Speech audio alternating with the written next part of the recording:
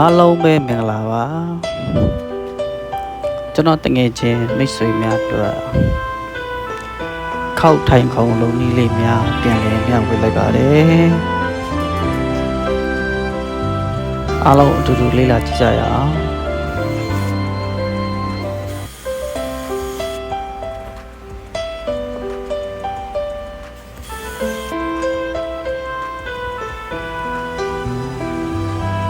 အဲ့ဒါ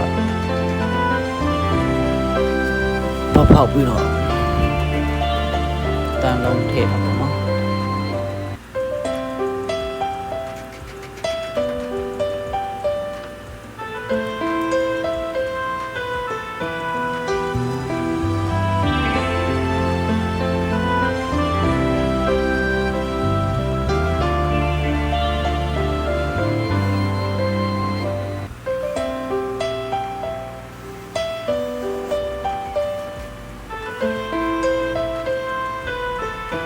အလေတစ်ချောင်းကိုတော့လွတ်ထားတာတောက်ဖြစ်သွားတ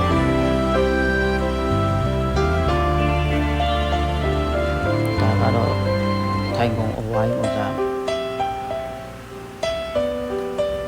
ဖြစ်ဖို့ပေါ့နော်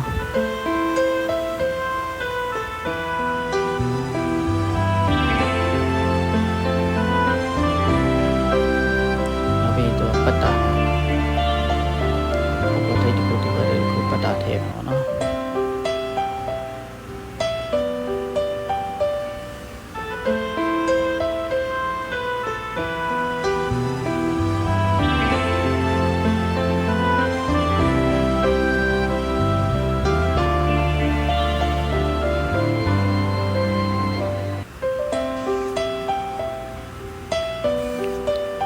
ပတ်တာထည့်ကျုပ်ပြီးတော့ရင်တော့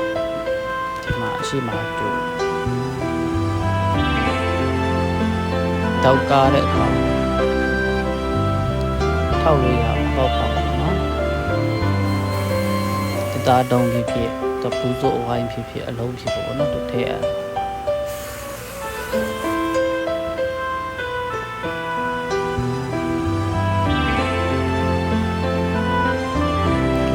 တောက်ထောက်နေအောင်